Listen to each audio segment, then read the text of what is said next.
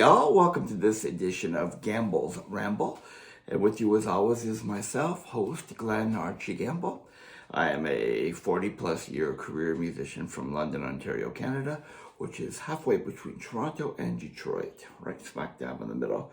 And I welcome you. If you're new here, thank you very much for tuning in. And if you're a returning a friend of the channel, thanks for coming back. If you're new, I would like to ask you at the top to please subscribe, click below. It really helps me obtain my goal of getting to 1,000 subscribers and into monetization as I used to be with my previous channel, The Gamble Ramble. But that's a whole other story. And I digress already, 48 seconds in. Anyway, here on the channel, we'll talk about rock and roll, pop culture, my career in the music industry. I played with bands like Helix on Capital EMI Records, a band called Buffalo Brothers on Universal Records, an independent act called The Joys, covered tribute bands, cruise ship gigs. Basically, I've been a working musician all of my adult life. And even part-time as a teenager, I started playing in nightclubs at 15. So we talk about all things rock and roll and all things that I love and enjoy about music and life. And welcome. And one of the great topics here, and one of the popular topics on this channel, is the Mexican rock and roll band, The Warning. If you're unaware of The Warning, well, buckle up because they're fantastic. They're a trio of sisters from Monterrey, Mexico. And Villarreal is the last name, the name of the family.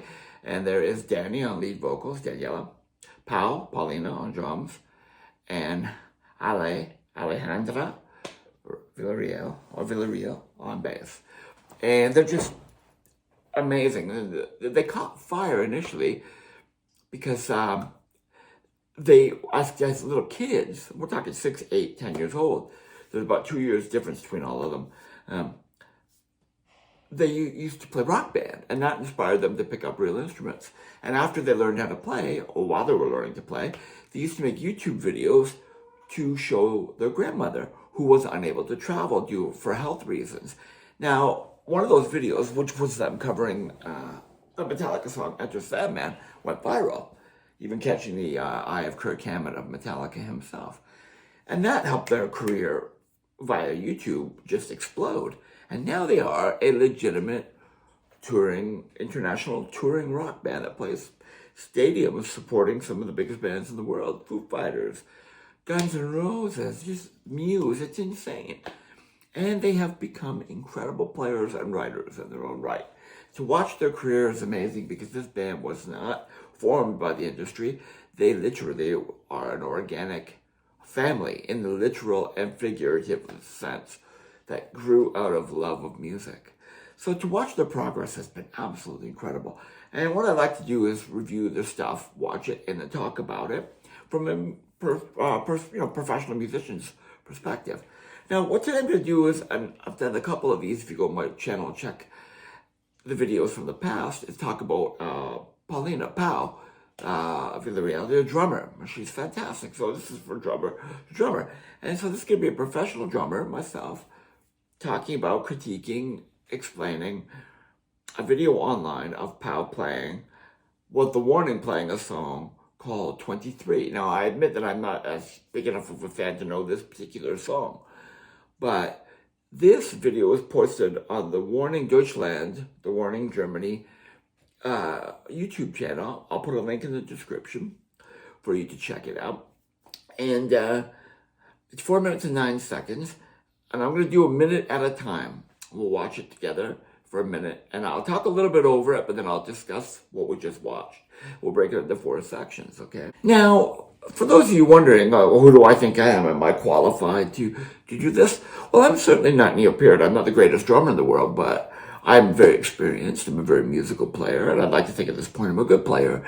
But I also know enough about music via experience to explain things that those of you who aren't musicians or aren't drummers may not understand. So that's what I'm going to do, is watch this video, again, The Warning 23, only Pau on drums edition, and explain to you what it is that's going on drummer-wise and musician-wise, and as a touring musician-wise, any insight that I can give. And again, Pau's a fantastic drummer, and I love her playing, so I'm going to take this and we're going to watch this video together. And I'm going to click start now. I looked at you, same Open as to the before. shot. What had changed, I do Oh, not she know. sings this song. But the thought of you replayed in secret. No drums yet. It hurt Failed to me, mention but that I both asked Danny for and more. Powell are lead vocalists. Falling down your rabbit hole. And all three do harmony Kept on vocals. biting back what I was feeling. She's a really I passionate closed singer. my eyes and you were there. Here we go. Innocent Drums have kicked in. nowhere.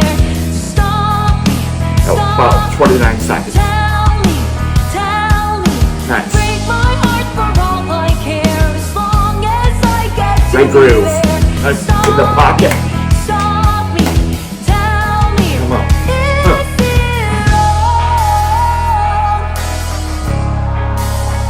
Break down into a quiet bridge between verses. It kills me when you're gone. Kick drum only.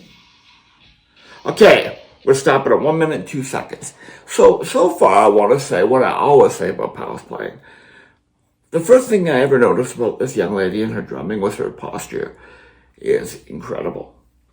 Now, why does that count, you might ask? Well, there's different approaches and lots of different drummers have different posture that works for them or works against them. But like someone like Charlie Watts, for example, was fairly rigid player in terms of posture. Keith Moon was slouched over and played forward. It doesn't necessarily help or hurt your playing, but in Powell's case it helps because her posture is so good. I'm turning a bit sideways, but she's sitting shoulders back, back straight, which means that she's perfectly focused and centered in the middle of the kit.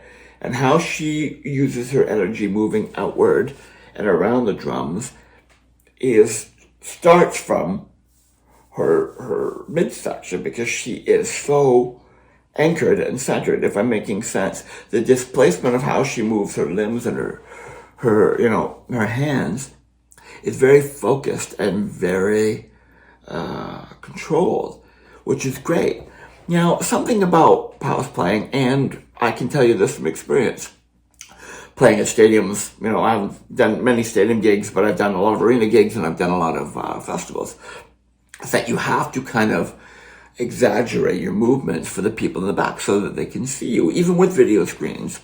You want to put on a show as well as be a good drummer. So Powell manages to do this without sacrificing her chops. Her musicians use the phrase chops for ability. So, much like Powell and myself, I can tell you, I don't play the same at home by myself as I do playing in front of a crowd of 30,000 people, which I've had the privilege to do several times in my life. Thank you, whatever's out there, knock on wood. How do I put this? Okay, so to sit there, a drummer is the engine of the band. You're driving the train, so to speak. It's like a locomotive.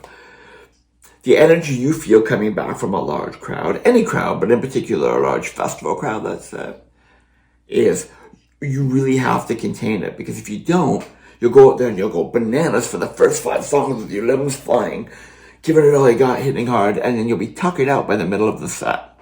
You have to pace yourself, which I can see Pauline has learned to do, but she also is exaggerating her movements for the people in the back so that she has some presence.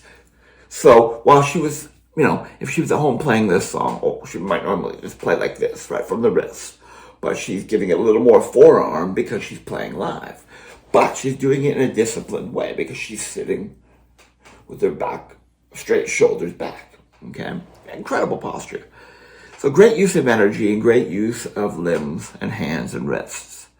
She's got great technique. And so I really like, speaking of wrists, there's something drummers call ghost notes or roughs or strokes that she uses on the snare drum, which give great feel to a groove, And Paulina plays to a click track all night long because the Warning do use some enhancement tracks to fill up their sound, and tracks that are actually them. And so they're just basically using their own musicianship to pad their own musicianship. It's not like they're using fake tracks to because they can't play, right?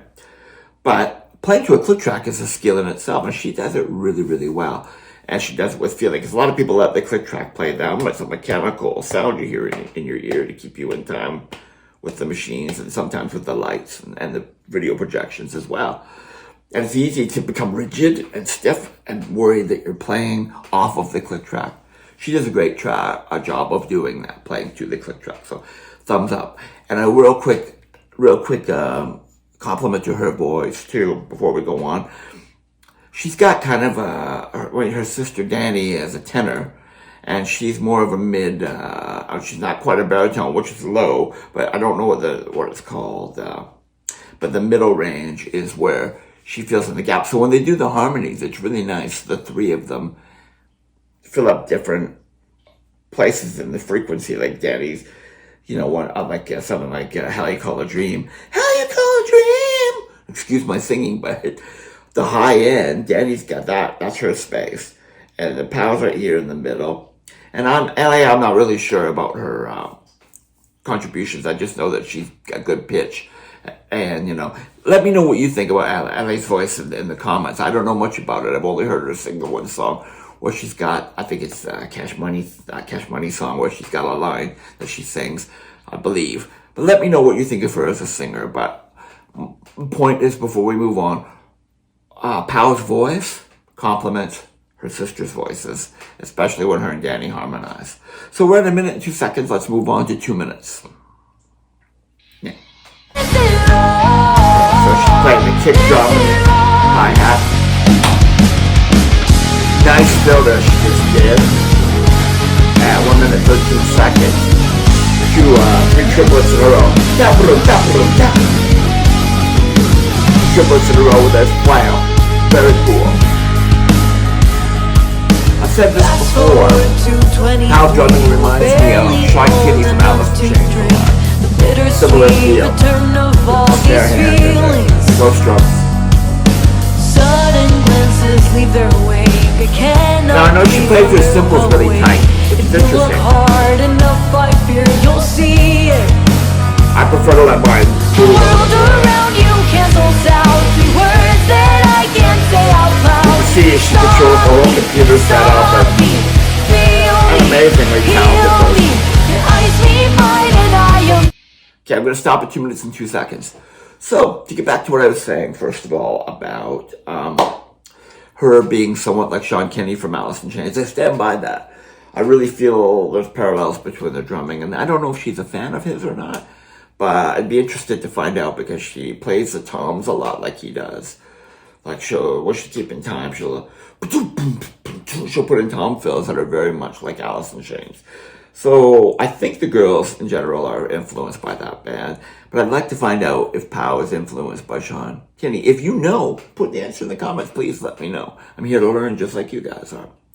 Okay, now that cool fill she did with the 2 triplets and the flam, that's really neat. A lot of younger drummers don't use flams. And a flam is when you hit, particularly the snare drum, with both hands at the same time. You may not know it, but you'll know when you hear it. It's like, it's a really forceful sound. And when used properly, it's a fantastic dynamic. Powell's really good at that. She gets that kind of, you can tell they grew up listening to 70s arena rock in their household. Because that was a big staple of bands like Bad Company and Aerosmith and Kiss, Peter Criss uses flams at the beginning of the song Strutter. It goes from the snare to down the toms. Blah, blah, bloom, bloom, bloom, bloom, blah, blah, bloom, bloom. Those are flams.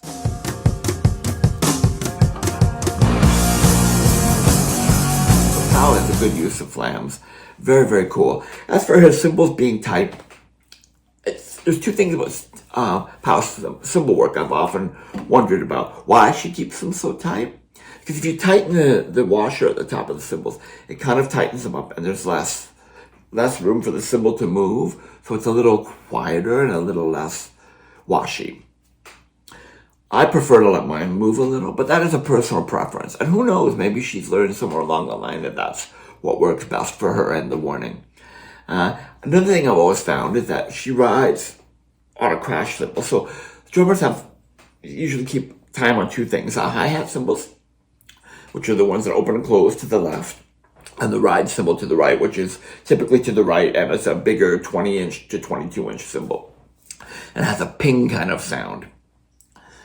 But what became really popular with 90s grunge was taking a crash cymbal, which are the smaller cymbals, and riding on that to make a wash of sound, like Pow does this a lot. But she chooses a smaller, like 18 or 16-inch cymbal to do it on. Now, typically myself and a lot of older drummers like me, we do that too, but what we'll do is take a 19 or 20-inch cymbal crash to wash ride on, because it's bigger, it provides a warmer, bigger sound. So I'd be interested as a drummer to discuss that with her and know why she chooses to crash ride on smaller crashes. Just a little thing, again, a personal preference. So we're going to dive back in. We're at 2 minutes and 2 seconds, and we're going to pick it up. Great pocket, great groove on the song. The hi-hats are a little bit open, which provides a slashy kind of rock and roll sound. And she's really good at singing and playing. It's amazing to me. She's very good at it. It's a real artistry and a real skill. We'll talk about that more in a minute, but Don Henley from the Eagles, Levon Helm from the band, some of the great singing drummers.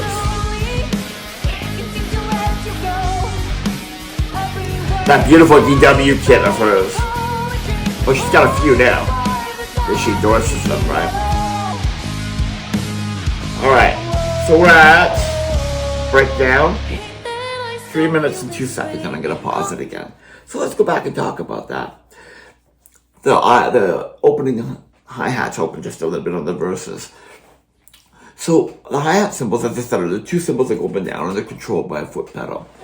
So when you play them when they're closed, they provide a real tight chick sound. Sorry for the verbalization, but there's no other way to explain it. So that's how you get that keeping time sound. And generally what a drummer will do is in the verses, they'll play them tight and controlled to kind of lay back and let the vocals, they're in the same frequency as the vocals, the high end, let the vocals take the lead. But you can use them to build up dynamics. So as the song progresses, you open up a little bit. Now if they're open, they're open slightly, so when you hit them, they're going to bang off each other. They create this washy sound. And as the song builds dynamically, if you open them up, this is a trick that really great drummers know, and Pow knows this. It creates a build in the dynamics of the song. He's a very musical drummer, and I find that being a songwriter and a singer informs her drumming. Like the two people I mentioned, Don Henley from the Eagles and Levon Helm from the band. Now you might be wondering why I'm referencing those bands against the warning. But all three have the same thing. They have a drummer that sings and is connected to her drumming and her singing.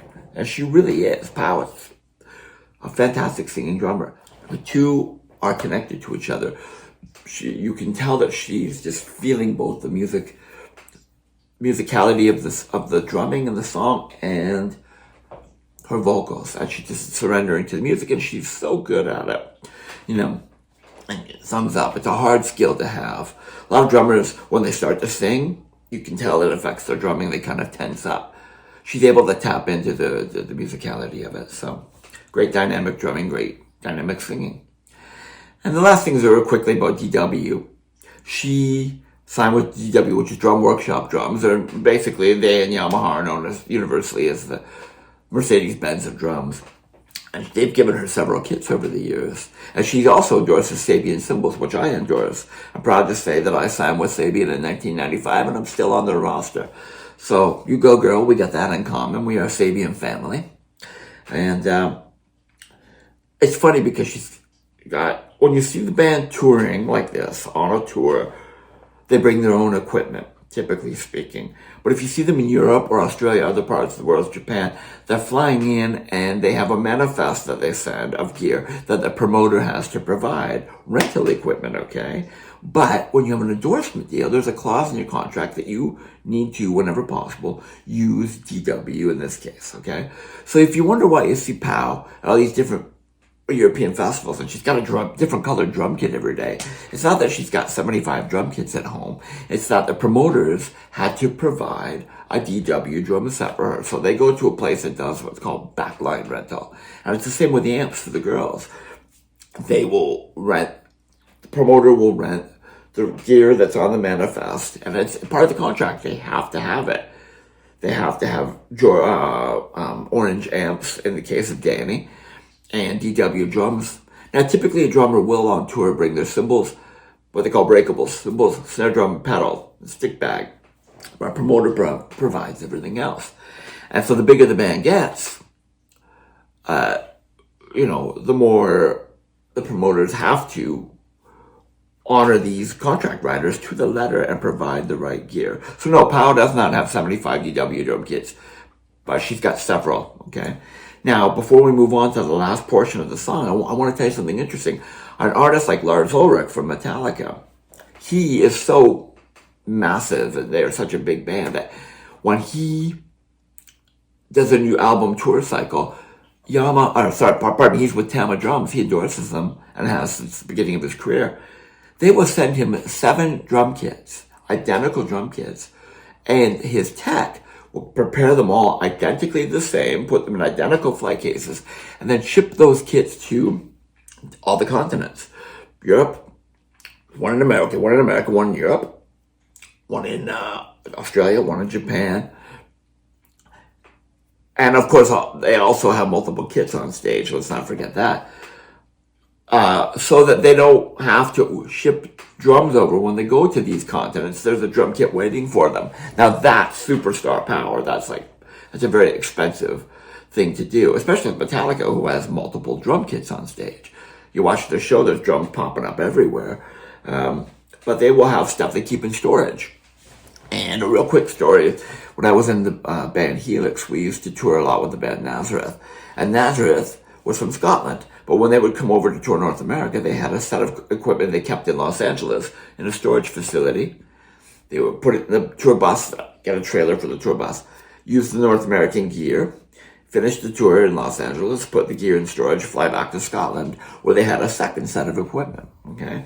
It's a very complicated thing, and the bigger the band gets, the more leeway there is for them to use their own equipment rather than promoter-provided stuff. Why is that important, you say? Because you get to pick out the drums yourself, tune them yourself, and you know how they sound, and you're getting exactly what you know exactly what you're getting, rather. So let's go to the last minute and 6 seconds. We're at 3 minutes and 3 seconds. I went over by a second, so she said. And we're going to do the last minute and 6 seconds of the song, so here we go. Breakdown with just Pow singing. I still feel this way. Cautiously keep choosing pain. Stop Stop me. Stop me. Stop me. Off the toms and the Is snare. it wrong? Paradise City. Very cool. Is it wrong? Is it wrong? Really cool. Is it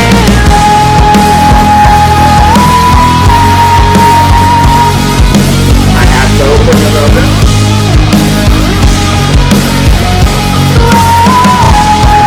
Switch to double clap.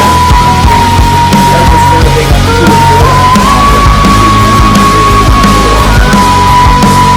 Yeah, we get to close out the song.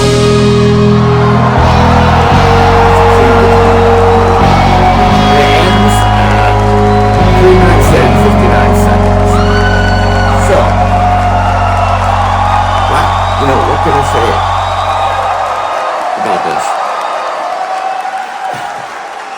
All of the girls have exhibited extreme talent from a young age. We all know what a great bass player LA is, and the great singer guitar player Danny is. And Pow's always had that thing on drums. But it's not just about technique, it's about performance and musicality. And they have become seasoned players. They play for the song, but within that, you can hear little things like little fills, like that snare fill that Pow did in the last section. Beautiful. It's like